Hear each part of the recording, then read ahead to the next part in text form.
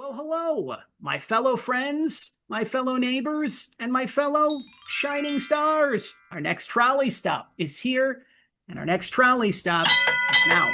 Welcome back to another all-new episode of PR from the Heart's Children's Book Spotlight Series. To be precise, we have reached episode number 254. That is the 254th trolley stop here at the Children's Book Spotlight Series here at PR from the Heart. My name is John Masiulionis, the manager of PR from the Heart and the host of the Children's Book Spotlight Series, along with being the award-winning children's author of the brand new children's book, Walking Each Other Home, Zachary's Mission, a Hospice for Children, available courtesy of our friends and neighbors at Trolley Stop Publishing, joined as always by my faithful furry friend and forever companion, Little Forrest. Of course, Little Forrest will be making several contributions to throughout the course of this particular trolley stop. Here, Little Forrest, thank you for your contributions right off the bat. Of course, for those who are tuning in for the first time, Little Forrest is my pride and joy, who just recently celebrated his third birthday not too long ago in the process.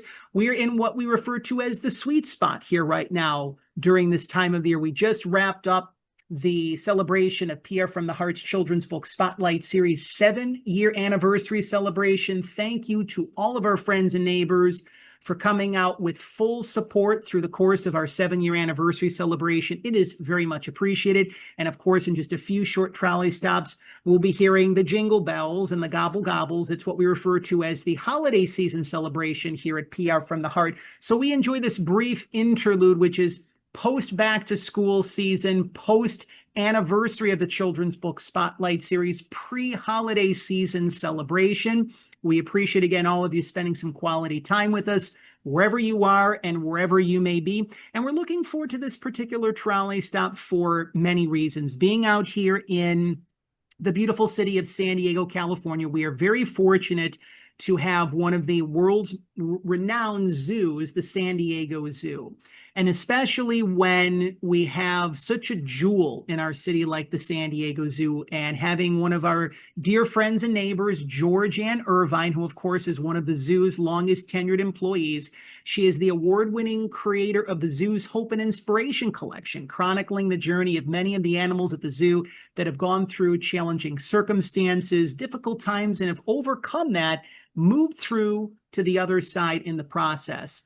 Conservation is something that is very important to us here at the Children's Book Spotlight Series, noting the fact that we can do our part to make this planet more enjoyable, healthier for our furry friends, for those who are in the wildlife, so that their habitats can really be that much more peaceful in the process. And when we do our part to really open up our minds and our hearts to our animal friends, knowing the fact that they have hearts and souls just like us, even though that they might look a little bit different, when we can do our part to connect to our hearts, we can connect to the wild, and then we can also connect to the world around us. And sometimes amidst, what's happening in the world, especially if you're tuning into this particular episode of the Children's Book Spotlight Series in real time, there's a lot that's happening. And some people might say, John, you know what? How can I do my part to be able to connect more to the wild? How can I do my part to connect more to the world around me? Heck, how can I even connect more to my own heart? Leave it to a brand new children's book. Leave it to an amazing shining star in the world of children's literature to help us see the way through in the process. There's going to be so many cool things that we're going to be talking about during this particular episode of the Children's Book Spotlight Series. We encourage all of you, our listeners and viewers, our friends and neighbors, and of course, our fellow shining stars, to head on over to the official website of our featured guest here on episode number 254 of the Children's Book Spotlight Series, and also to head on over to Amazon.com. If that is your preferred online vehicle of your choosing, you can purchase, read, and enjoy your copy of Charli Safari Red Panda. If Amazon.com is your preferred online vehicle of your choosing, one of the many ways that you can pledge your support for our featured guest here on episode number 254 of the Children's Book Spotlight Series is by leaving a 5-star review, as that lets Tara know that she's doing wonderful and much needed work for children, parents, families, educators, and for those who love great children's books. If you head on over to your favorite local library, your favorite children's or independent bookstore, and they do not stock their copies, of Charli Safari Red Panda. Make that kind recommendation, little tip of the cap. Let them know that you heard about it right here, again, on the Children's Book Spotlight series. And for all educators, teachers, principals, librarians, school superintendents, you can do your part to be able to connect your students to our wildlife friends in a very safe and healthy and educational way at the same point in time by connecting with Tara via her official website to schedule your own author school visits for 2026 and beyond. And again, we've included Tara's official website in the description below. The trolley always likes to rack up a lot of mileage. You know, when we take a look at the end of every year and we see just how far that we have traveled through the course of these Children's Book Spotlight series episodes, literally and figuratively, we really do rack up a lot of mileage. So we head out from the beautiful state of California, the beautiful city of San Diego, to also another beautiful state on the other side of the coast. We head off to just right outside of Jacksonville, Florida. And that is where we find children's author and the creator of the Charli Safari Series, Tara Devers. We really appreciate spending some quality time with myself and little Forrest. How are things with you today? They are doing really good. I'm excited to be here. We're looking forward to this conversation again on so many different levels. A lot to get into, especially for all panda lovers out there as well, too. We always like to do some housekeeping here at the Children's Book Spotlight series whenever we start off a trolley stop. If you are new to the program, or if you realize that you've been with us for a long period of time, one of the many ways that you can also pledge your support for Tara, in addition to us here at PR from the Heart and the Children's Book Spotlight series, if these messages that we are already sharing and discussing, again, if you're a fan of pandas, especially of the red variety, red pandas, one of the many ways that you can pledge your support for Tara, for us here at PR from the Heart and the Children's Book Spotlight series, is to subscribe to our official YouTube channel. Join the near 30,000 members of the PR from the Heart family, our loyal YouTube subscribers, and share this very special trolley stop on your favorite social media platforms of your choosing. Tara, we're very connected to the heart and soul of an author's book or books when they join us here on the Children's Book Spotlight series. We're also very connected to authors' origin stories. It always begins for us at some given point in time previously in the process. And obviously there are people that are learning about you and your work for the first point in time through the course of this Children's Book Spotlight series episode. Could you share with us, for those who are learning about your work for the first time, when you knew that a large part of your purpose and your mission was not only to connect more to kids through the love and joy of reading, but also weave in the element of wildlife? Because, you know, from fellow children's author to fellow children's author, we can write about so many different things, you know, kindness, compassion, self-love, you know, pet puppies. There's so many different things we can write about, but you obviously chose conservation and wildlife as one of your zones of genius. I'm also curious as to when you knew that you wanted to weave that element in the process to your work. So really, I have been very into environmentalism and how do we make changes and what can we do in our personal life to help take care of our planet. But the biggest thing was when I had a kid, when I had my daughter, she's 6 now, how do you have those conversations early on so you're not trying to change bad habits later? Kids innately just want to do the right thing because it's the right thing. But in having these conversations early about single-use plastics or, you know, litter or any of those small things that they could do day to day, then when they're an adult, it's just part of who they are. They don't have to relearn or change a bad habit later. Agreed. And this is something, especially, as I always like to say, kids' minds and hearts are like sponges. Monkey see, monkey do. I don't know if kids really still say that. I know we did probably growing up as a kid, monkey see, monkey do.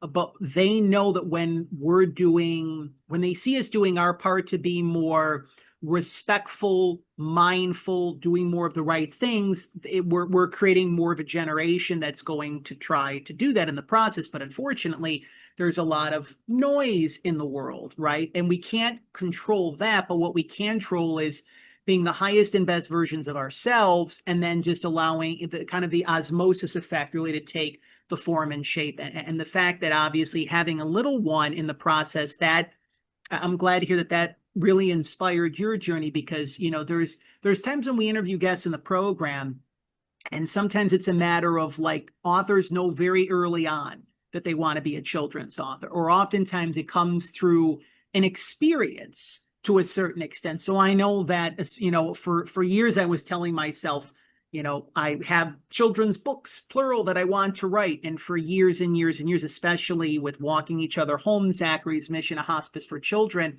that was on the shelf for probably 6 years-ish, give or take. And then eventually my little Shih Tzu Maltese, little Forrest, comes in, and he kind of reminds me in his own little sweet, adorable way, like, listen, it's go time, you know, Dad. You can't keep saying you're going to do something. Eventually you have to get around to doing the thing that you say that you're going to do, or it'll become more difficult and more challenging if you put it off, so to speak. Even though we do want our lives, and Forrest always chimes in right on cue, even though we do want our life to be filled with rainbows and rainbows, there are times where we can experience polarity and contrast. For every up, there's a down. For every perceived good, there's a perceived bad, so to speak. So in life, we do navigate challenges, difficulties, obstacles, problems, stressors, troubles, and worries. You name it, we go through it. What were some of the challenges and difficulties of note that you experienced through the course of your life, whether it be personally growing up, whether it be especially through the course of the creation of Charli Safari Red Panda? And then what were some of the things that helped you to get through to the other side of those challenges and difficulties in the process? I think that definitely my life up until this point probably was very chaotic to some people, but it was just my life. That's what I did. And I think really with Charli Safari as a whole, this idea came up in 2020 during COVID between me and my mom. Charli, my daughter Charli, was about 8 months old, and it kind of blossomed at that point. But it's been very interesting since then. So in the last 5 years, I kind of tabled it for a minute and was like, oh, I'm going to illustrate it myself. I'm going to do this myself. I'm going to do that myself. And then I realized that that's a lot for one person. So I hired some things out. I hired our illustrations out. I hired our editing out. And I focused more on, writing it and marketing the book. The biggest hurdle lately that to get through is that we launched our second book over the summer, and it was not a successful launch. And I did a mini book tour, and I did all these readings over summer for all these kids, and I realized that the second book just wasn't really where I wanted it to be. So having a summer of reading a book that you're like, maybe this isn't really a book I should be putting out yet. Maybe it's not finished. I don't know if I don't think it's resonating with the kids. It doesn't feel good to read. It was hard. It was hard to have this experience and it not be great. So I kind of gave myself a day or two to wallow in it and be like, oh, this was not fun. And we just changed our tactic. And I'm really grateful to be in life now in a place where I'm able to not stay in that bad feeling. As I've gone through life, I've learned how to just, okay, hey, it sucked. Are we done or are we not? Are we going to keep going? So that is really, I think the challenge is we can't let them take over. If you're going to do it, you're going to do it. If you're not, okay, find something else or change, right? But if you're in it, if you're passionate about it and you want to do it and you believe in it, you can be upset, but then what's the next step? One of the things, and I really admire and appreciate your honesty and vulnerability when you're sharing what you're sharing, because I've learned through time and experience, because life is the ultimate experience. Life is our greatest teacher, and relationships, I found, are our biggest divine assignments in many respects, because we learn about ourselves, we learn about life and the world around us through relationships. If we look at things from the lens and the perspective of what is this here to teach me, instead of why is this happening? So oftentimes, like you mentioned the term, and I'll use your language, like if there's something sucky that happens, right? We could easily get stuck in the minutia and the emotion. Why is this happening? Oh my gosh, it's happening. If it's something that's prolonged, you could say, why am I still moving through this? But if we can just get to our point to be in more of a sense of acceptance, even if it takes a little bit of time, and get to the point of where we can really connect and say, what is this here to teach me? Then we kind of move through the frustration, through any sort of, any of those other unpleasant emotions, so to speak, because we do want life to be rainbows and gumdrops, but we have to experience the polarity and the contrast in order to be able to allow ourselves to really appreciate life that much more. And then also, again, noting the fact of conservation. This is just, I'm really glad on an important side that you decided to blend this in as well too, because again, especially with, there are some parents right now that don't take the time to teach their kids right from wrong, or even just the simple things like littering, right? For example, you obviously spend time in California as well, and Florida, so you're by the ocean. And it's a matter of like just those simple things like not littering, it may, or recycling plastic bottles. Those things may sound cliche, they may seem pedestrian, but they really do make a big impact overall in the process. We're going to be stepping into one of our favorite times on a children's book spotlight series episode, which is when we crack the cover and dive into the pages of the brand new children's book that we're featuring on the program. Once again, our featured guest here on episode number 254 of the Children's Book Spotlight Series, children's author and the creator of the Charli Safari Series, Tara Devers, is joining myself and little Forrest. We encourage all of you, once again, our listeners and viewers, our friends and neighbors, and of course, our fellow shining stars, to head on over to Tara's official website, which we've included in the description below. You can also purchase some really cool swag. We're just going to leave it at that, right? If you like the word swag, you go to Tara's website, you're going to find some really cool swag tied into the book as well, in addition to Charli Safari Red Panda. If Amazon.com, of course, is your preferred online vehicle of your choosing, you can, of course, head on over to Amazon, leave that 5-star review for Tara that lets her know that she's doing wonderful and much needed work for children, parents, families, educators, and for those who love great children's books. If you head on over to your favorite local library, your favorite children's or independent bookstore, and they do not stock their copies of Charli Safari Red Panda, make that kind recommendation. Let them know that you heard about it right here on the Children's Book Spotlight Series. And then, of course, for all educators, teachers, principals, librarians, school superintendents, you can connect with Tara to schedule your very own author school visit, whether it be in person or remotely, virtually, through her official website. Because again, teaching kids about conservation, connecting to the world around us, really learning so much about animals through children's books. That's one of the great things about children's books. You can connect with Tara via her official website to schedule your very own author school visit as well too.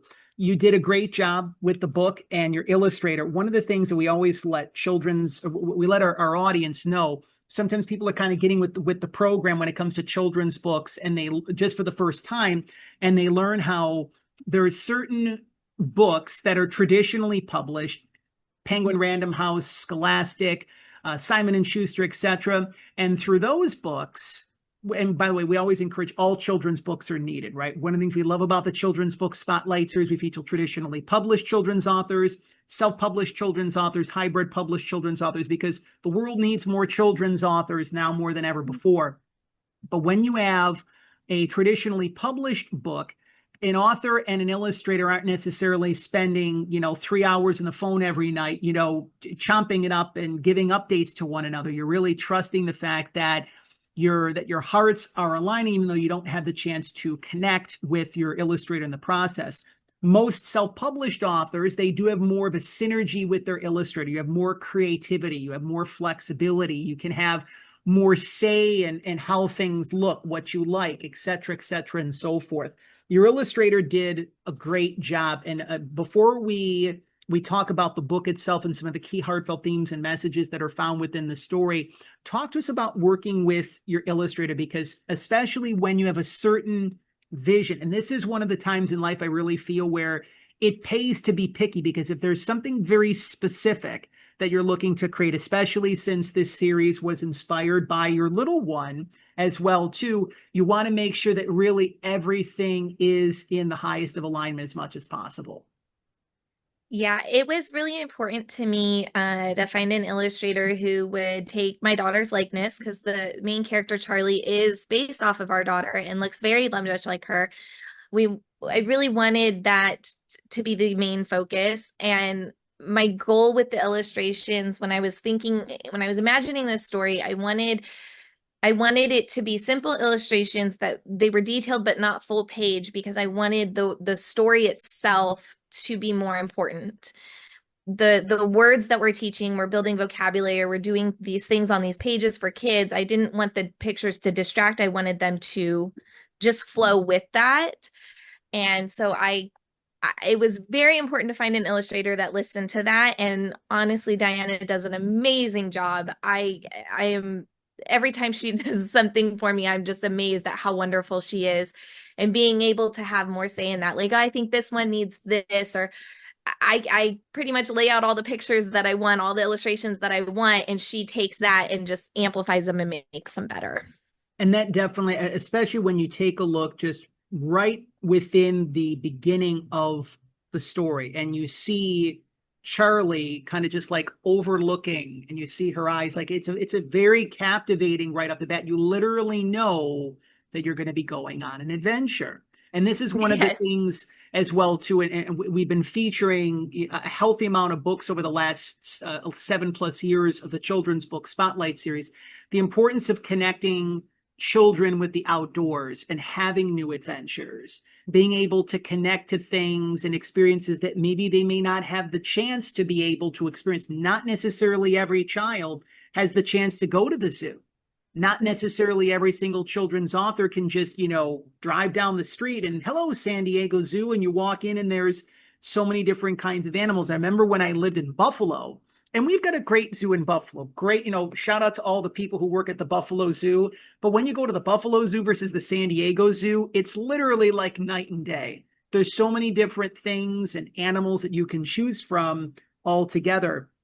One of the things that I really like about the story, and I also kind of want to get your thoughts as well too, you really set the tone and the intention very early on, because Charli shares right at the very beginning, we're getting ready for an expedition. That's another word for a trip. You may hear me use the word trolley stop quite a bit because, of course, we're big fans of the late Fred Rogers from Mr. Rogers' Neighborhood. So that is, now I know when I use the term trolley stop, it's okay to use an interchangeable term with expedition. But specifically speaking, we also prefer to not give away what we refer to as the whole kit and caboodle on the children's book Spotlight series. It's an old school vaudevillian term, meaning we don't want to give away the whole book, the whole story, so to speak.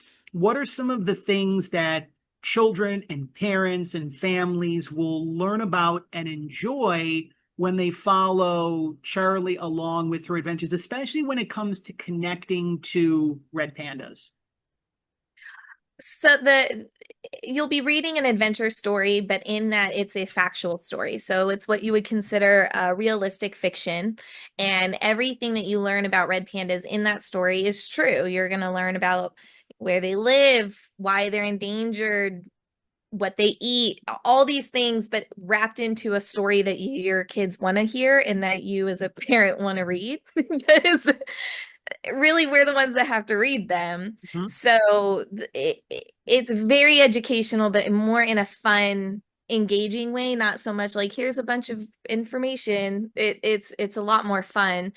And honestly, in writing it and some of the things that are in there, I didn't even know about red pandas. So I've had feedback and parents and educators tell me, like, I didn't even know that was a thing. Or that's such a cool fact. I had no idea. So it's kind of exciting when you have adults even telling you, like, oh, really? Well, and there's things that you're able to learn. And one of the things is that I feel that even us as adults, sometimes we can come across as high and mighty thinking that we know everything because we have a little bit more life experience. I feel that it was he's still just such an amazing man, even though he passed away probably over 10 years ago, the late Dr. Wayne Dyer, well-known spiritual teacher, New York Times bestselling author. He would always say, lay low, stay close to the ground, meaning stay humble, stay grounded in the process. But we learn so much about even just more about red pandas, which I really have a fond appreciation for. But we learn about different words, and especially as kids are learning, we want our kids to come across as, very sharp, very punchy. Maybe this is just the PR publicity side of me, right? But for example, like if I want to come across when I'm working with an author, with a client, and they're doing an interview, like I want them to speak from their own heart very authentically, but to come across as punchy and to be able to have a word like magnificent, right? You really focus on the word very early on in the story about the views. When you're in an airplane, the views are magnificent, right? You could say the views are nice or they're good, but then you can say magnificent. And it's just like, again, teaching kids about those kinds of words, because again, when we really let kids know about, the power of words, it's long since been said that words create worlds as well too. Why was it important for you from an educational perspective to also weave that in? Because you just could have went straight facts about red pandas and teaching about red pandas, which you do eloquently, but also weaving in kind of just that lighter, playful, more kind of side where kids are literally, the best kind of learning is when kids are learning and they don't even realize it, I think is what I'm trying to say. Yeah, it's that really is because of our daughter. She wants to learn constantly. She's constantly asking, what does this word mean? What is this? The amount of questions I am asked on a daily basis, and I have to Google some of them. I'm like, I don't know, let's figure it out.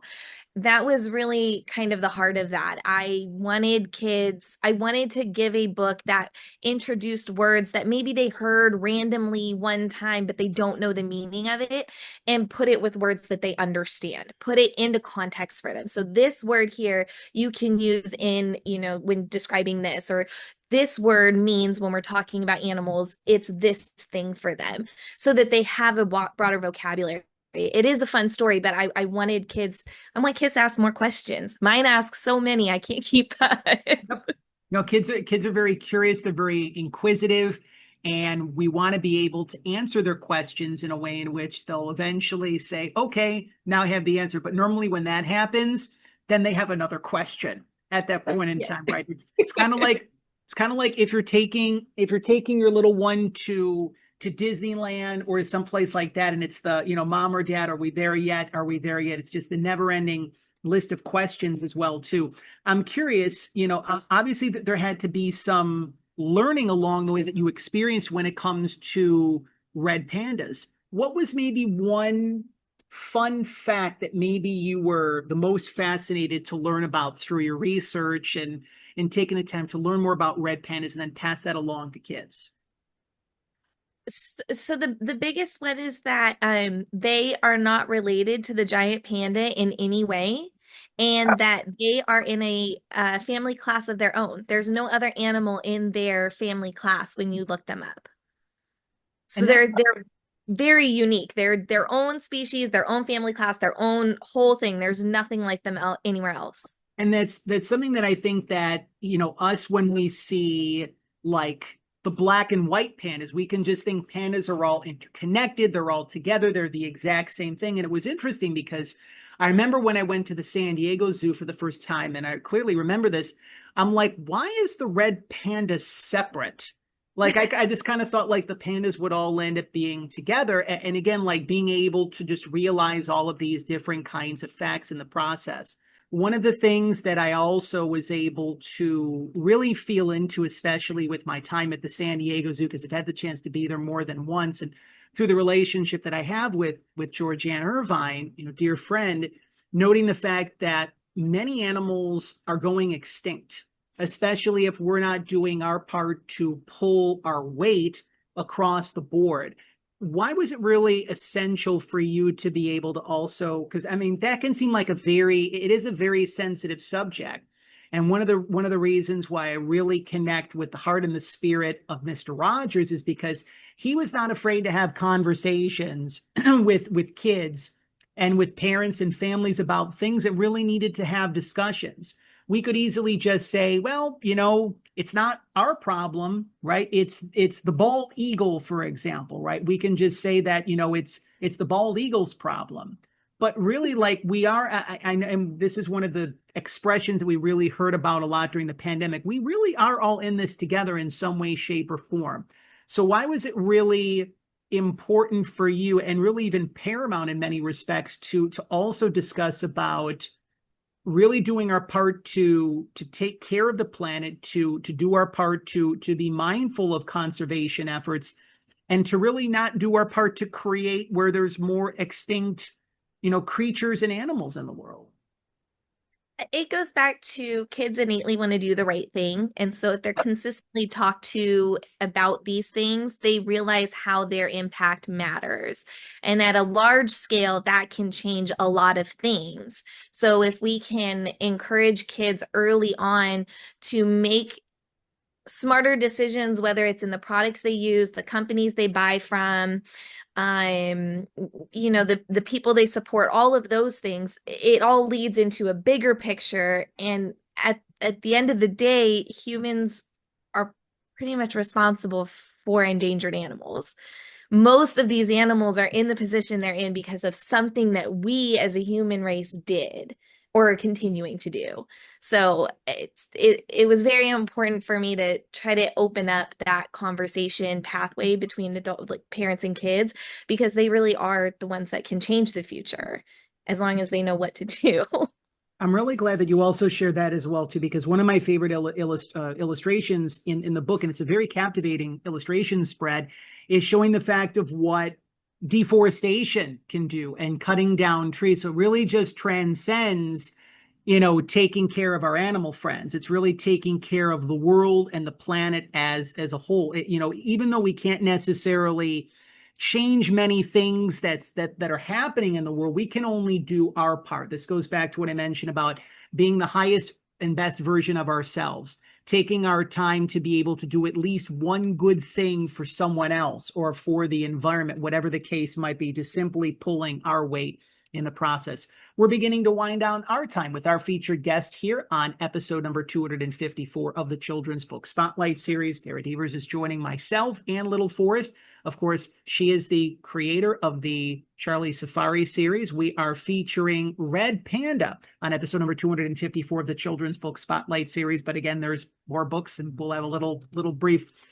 interlude and discuss about that momentarily. We encourage all of you, once again, our listeners and viewers, our friends and neighbors, and of course, our fellow shining stars, to head on over to Tara's official website, which we've included in the description below. If Amazon is your preferred online vehicle of your choosing, you can, of course, leave a 5-star review for Charli Safari Red Panda that lets Tara know that she's doing wonderful and much needed work for children, parents, families, educators, and as we like to say here on the program, those who love great children's books. If you head on over to your favorite local library, your favorite children's or independent bookstore, and if they do not stock their copies of Charli Safari Red Panda, let them know that you heard about it right here on the Children's Book Spotlight series, to be precise. Again, episode number 254. And of course, for all educators, teachers, principals, librarians, school superintendents, you can do your part to be able to connect your students with the world of wildlife, to be able to create greater conservation efforts, and just really have a super cool, fun story in the process, and learn some interesting, amazing words, some of the words that we've discussed during our conversation here during this trolley stop. So you can connect with Tara via her official website, which once again, we've included in the description below, to connect with her to schedule your very own author school visit, whether it be remotely or in person.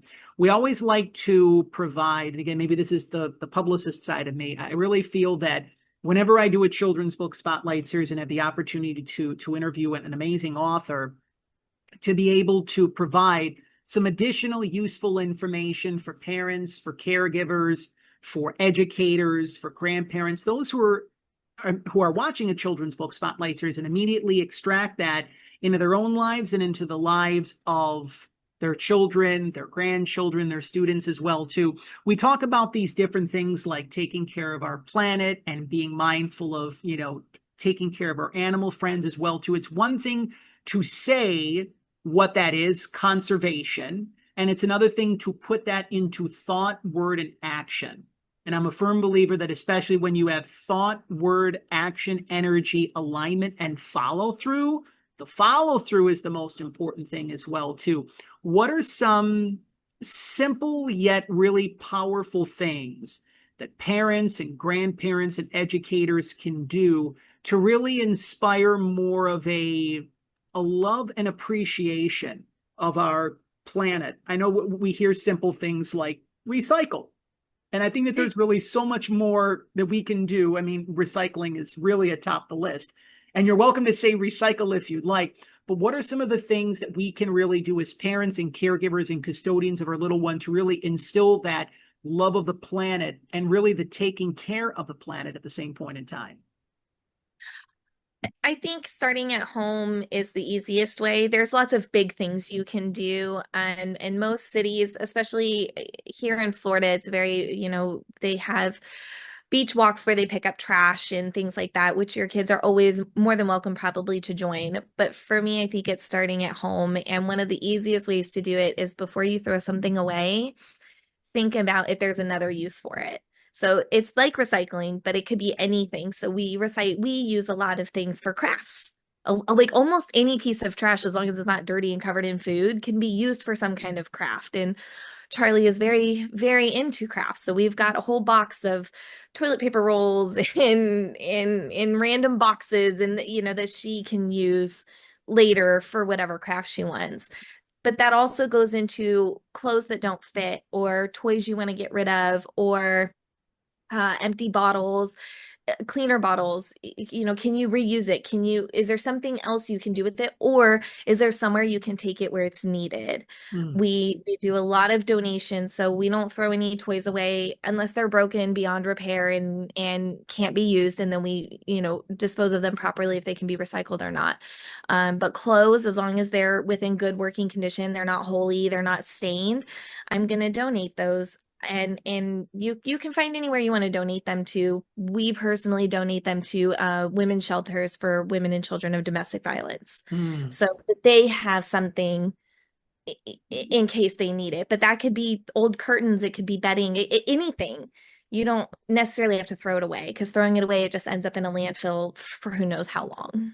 True. And this is where you're really reminding us that the simplest of things make the biggest difference and the biggest impact, because we can really get into our heads about that thinking I have to do the perfect thing. Like, what can I do to be the next, Jacques Cousteau, Steve Irwin, Jane Goodall, et cetera, et cetera. And it's just like, no, you can do you can do something with where it is, where you are right now, even if it's a matter of, telling a friend to recycle. And if you're doing your part and you can just, maybe not necessarily come across in like a condescending or preachy kind of perspective, but just pass along that good word to other people. And even maybe the most important thing is really teaching our kids that they have the power to make the difference, because long after we're gone, right, we've got the next generation and the next generation, and this planet, we want it to be in the most pristine, capable hands as well too. We always like to have a little coming attractions. We kind of joked in the PR from the Heart Green Room the fact that whenever we watch movies, especially back in the day, you'd have coming attractions. I think maybe now you also have coming attractions. You have commercials. Sometimes it's like 15 minutes worth of commercials that we're actually getting before the actual movie starts. But you have not one, but you have two new books that are going to be coming out in 2026, which I'm also equally excited for you about as well too. You have Olive Ridley Sea Turtle as well as Monarch Butterfly. I love turtles, by the way. Turtles and giraffes are my two spirit animals in many respects. I always tell myself, because there's times in life where we want life to move faster, and I always tell myself, be the tortoise. If you remember the tortoise and the hare, and the hare was Yep. just in this crazy, insane rush to get to the finish line, the tortoise, just mindful, took its time, little dabble do ya, just moved at its own pace. And then, of course, there's something very transformative about the butterfly. When we're moving through maybe some of the biggest challenges in our lives, in many respects, there really is a metamorphosis that is happening. Each and every day, we're being stretched to become a higher, better version of ourselves. So first off, in terms of the animals and the creatures that you're choosing, double thumbs up on that. But can you give us a little sneak preview of what children and parents and families and educators and really those who have really a connective thread to the world around us will be able to enjoy and take away from those stories when they come out in 2026? Yeah, so the Monarch Butterfly story was really, really fun to write, and the illustrations are stunning beyond anything I could have imagined. And it was really fun to write a story on an animal, an insect that goes through such huge changes in such a short period of time. And I I think it's going to be really fun for kids to read and be involved in, because it's very relatable in that sense. Like, kids are growing so fast and they're learning so much and they are constantly changing. And so we tried to put that in with the book. This one has a lot more humor. We went more fun. Because butterflies, you can't say butterflies without smiling. I love it. That's true. And That's true.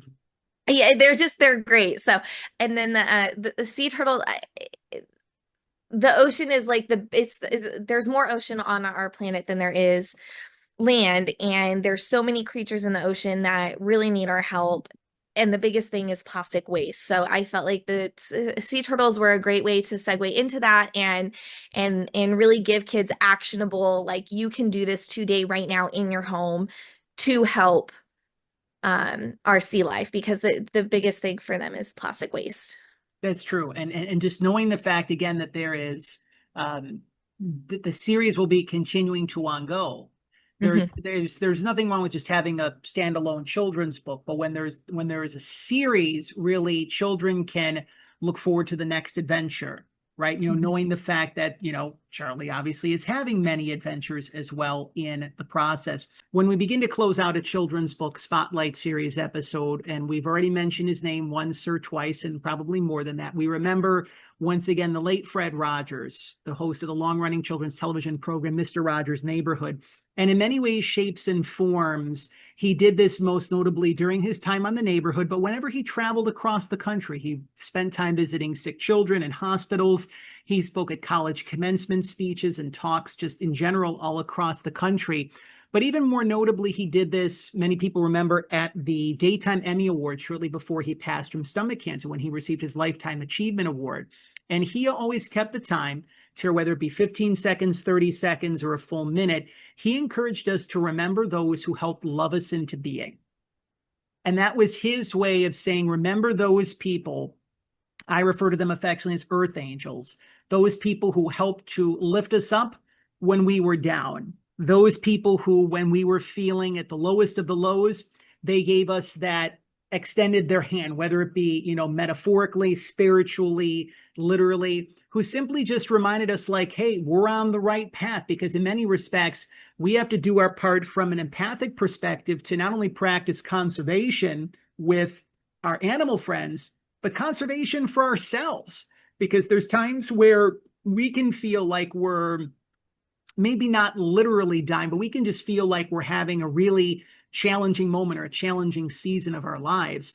Who are some of the people that you would like to publicly recognize here on episode number 254 of the Children's Book Spotlight series that have helped love you, Terry Devers, into being? I would say my mom, 100%, without a doubt, has always had my back. And anytime I'm frustrated or I'm upset or things aren't going the way I want, she's kind of like, no, we got this. We can do this. What's the idea? And then my husband being an amazing support person. And I'm so grateful that I'm able to pursue this dream. And he's in a position where he can, take care of us and take care of our household so that I can follow this. The other two people who are not with us anymore that really shaped who I am as a person was my dad. He always had a way of making things a little more lighthearted than you felt, right? You'd be like, oh, I'm so frustrated about something. And he was really great at lightening it up. And then my grandfather, who saw me for exactly who I was, and that was okay to be. It was a wonderful person to have when you're a child and you're just not really sure who you're going to be. And then as an adult to have him, you've always been you. You're great. He was really a rock. Having that reflection, it sounds like your grandfather and my grandmother are playing bingo in heaven, because I felt that same way about my grandmother. I refer to her as my rock as well too. Having that, especially maybe when we're during our more formidable years, during childhood, we maybe where we see a lot of conditional love, but then when we can experience unconditional love, like Fred Rogers would say, you're loved and you're special just the way that you are, just for you being you, right? And it's nice to experience that as a child, as an adult, because again, we live in a very wonky, crazy world at times where you can question that even to a certain extent. So just knowing the fact that I'll paraphrase Fred's words, whether those individuals are still with us walking this earthly plane, or they're shining down from heaven, that undoubtedly they're smiling on you, Tara, knowing the indelible impact that you're making, especially on children, but also parents and families and educators and those who are connected to wildlife, those who love great children's books as well, too. In addition, here on the Children's Book Spotlight series, we are huge Disney buffs. There's something about the Disney magic. It's almost like the perfect equivalent and the perfect synergy with Fred Rogers and Mr. Rogers' Neighborhood. When we experience and connect with the Disney magic, and I'm really looking forward to going back to Disneyland during the holiday season. I went there for the first time during the holiday season, last holiday season. I said, I have to do this every single year. But that said, there's something about the Disney magic that really helps us to remember that we can bring to form and shape our dreams, our desires, our goals, our ambitions, that we can fulfill our own wishes. And we have the ability to inspire those in our lives, whether it be friends, family, loved ones, clients, colleagues, fellow neighbors, random passersby. We can remind them that they too can fulfill their dreams, their desires, their goals, their ambitions, that they can fulfill their wishes. So we go back to the year 1992. It was a great year. We remember the late Robin Williams, who voiced the iconic Genie of the Lamp in Disney's beloved animated classic Aladdin, going almost since the very beginning of PR from the Heart in the Children's Book Spotlight series. Everywhere we go, we carry this genie lamp with us. So we have a little segment that we like to call Three Wishes. So you have given freely, Tara, from your heart, as I mentioned, to not even just your family, but now to countless children across the country and around the world, parents, families, educators, those who love great children's books and beyond. So this is your opportunity to receive. I think the only automatic disqualifiers, according to the Genie of the Lamp, one, you can't ask for more wishes because that's an automatic disqualifier. And two, you can't force someone to fall in love with you. That has to happen organically. You're all squared away with that with your sir on your end of things. So also double thumbs up on that as well, too. So these wishes, they can be for yourself. They can be for the children of the world. They can be for the planet as a collective. What would your three wishes be?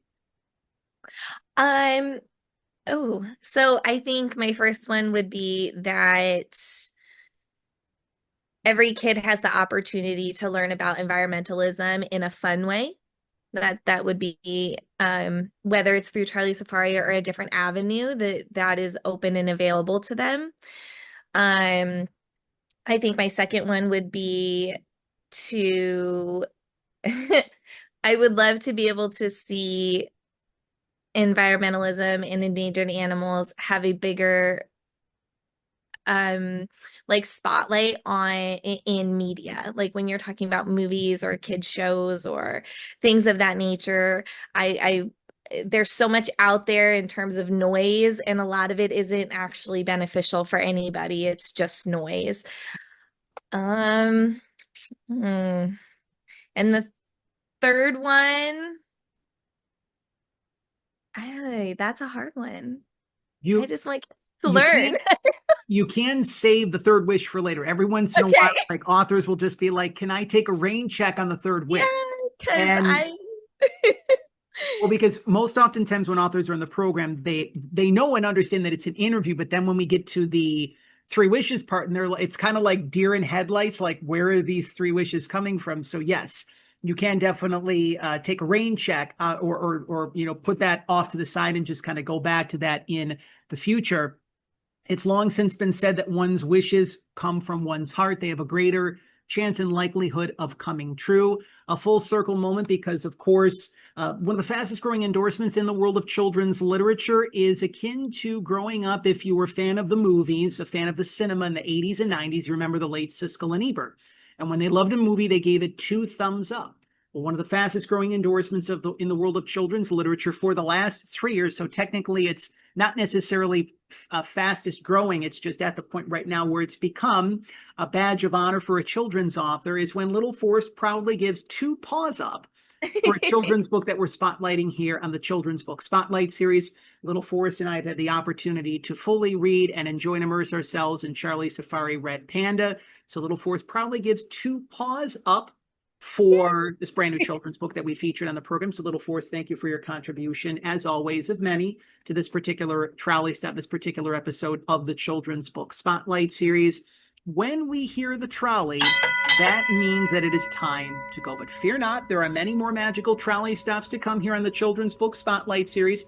Once again, we encourage all of you, our listeners and viewers, our friends and neighbors, and of course, our fellow shining stars, to head on over to Tara's official website, which we've included in the description below. We've also included her social media platforms in the description below. Keep the conversation going and flowing. Post Children's Book Spotlight series.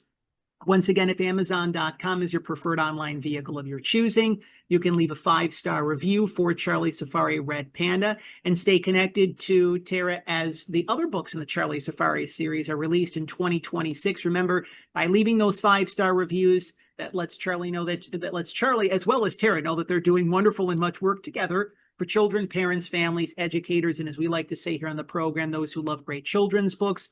If you head on over to your favorite local library, your favorite children's or independent bookstore, and they do not stock their copies of Charli Safari Red Panda, make that kind recommendation. Let them know that you heard about it right here on the Children's Book Spotlight series.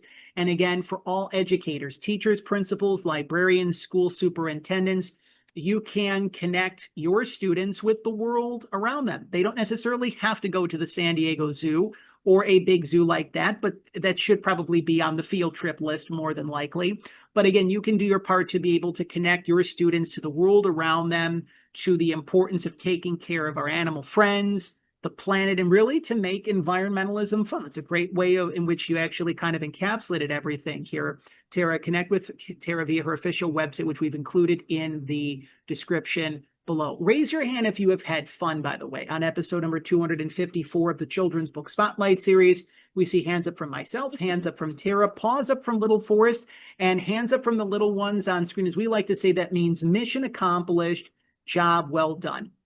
But once again, when we hear the trolley, that means that it is time to go. If you are a children's author and would love to share your inspiring story and the release of your new children's book or middle grade book on a forthcoming edition of the Children's Book Spotlight series, head on over to our official website, prfromtheheart.com, or connect with us via any of our social media platforms that you now see on screen. Instagram, Facebook, and X, all at PR From The Heart.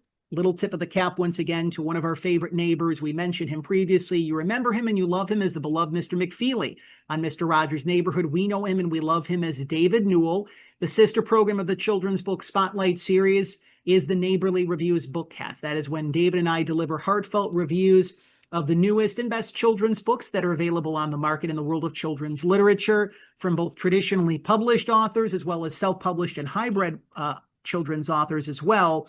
If you would like to have David and I deliver a heartfelt review of your brand new children's book on a forthcoming edition of the Neighborly Reviews Bookcast, you know where to connect with us at prfromtheheart.com or any of our social media platforms, all at PR From The Heart. Lastly, we have been very privileged and honored to be of service to many of the top names in the world of children's literature, some of the leading voices in the kidlit community, ranging from celebrities like the iconic Sharon Lois and Bram. If you remember, Skinnamarink-a-dinky-dink, Skinnamarink-a-doo, we love you. It's an iconic song. If you're of a certain age or you have a kid, you know the song Skinnamarink, of course. But in addition to John Parra and Catherine Roy, and for those children's authors whose journeys are just taking flight, as we're heading into the holiday season and leading into the brand new year of 2026, if you are looking for dedicated PR publicity support to co-create a citywide or national book media tour, head on over to our official website, prfromtheheart.com, and schedule your courtesy connection call to let us see how we can be of service to you. Again, one final time, head on over to Tara's official website, which we've included in the description below. Purchase, read, and enjoy your copy of Charli Safari Red Panda. And of course, you head on over to your favorite local library, your favorite children's or independent bookstore. If they do not stock their copies, make that kind recommendation. Let them know that you heard about it right here on the Children's Book Spotlight series. And for all educators, teachers, principals, librarians, school superintendents, head on over to Tara's official website to schedule your very own author school visit. We've included the link to Tara's official website in the description below.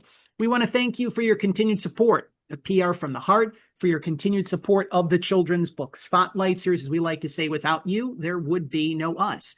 for your continued support of children's authors, middle grade authors, children's book illustrators, kidlit creators such as Tara, who are doing a wonderful and much needed work again for children, parents, families, educators, and as we like to say here on the program, those who love great children's books. For the pillars of our community, local libraries and children's and independent bookstores. But above all else, we want to thank you for helping us to walk home the children of the world. One final time, we've mentioned his name several times. It's kind of like the healthy equivalent of Beetlejuice, right? Again, if you're a certain age and you remember Beetlejuice, you say his name 3 times, you don't know what happens. If you say Fred Rogers' name 3 times, it's probably the exact opposite, which is very much a good thing. Did you know that Fred Rogers weighed 143 pounds during the course of his natural adult life? And you might be wondering, John, little Forrest, Tara, why are you mentioning this as you are about ready to fade to black? Well, Fred, in his own private numerology, knew what he was doing. He very diligently reminded us of our inherent worth and our inherent value. He reminded us that we were and that we still are loved and special just the way that we are, unconditionally. It's a little tip of the cap to little Forrest, who spent some quality time with us here today, in addition to Tara. And for all of you, our friends and neighbors, we share our favorite 3 numbers in honor of Fred, which are 2, 4, 3. There's 2 letters in we, 4 letters in love, 3 letters in you. We are reminding you of your inherent worth and your inherent value. We are reminding that we see you, that we understand you, that we acknowledge you, that you are whole, that you are healthy, that you are complete, that you are loved, that you are special, just the way that you are. So for caregivers, for little Forrest, for myself, John Masiulionis, again, thank you for spending some quality time with us here in our neighborhood, and for joining us for another installment, another new trolley stop of the Children's Book Spotlight series. Thank you for helping us to walk home the children of the world, our fellow friends, our fellow neighbors, and our fellow shining stars. Goodbye for now.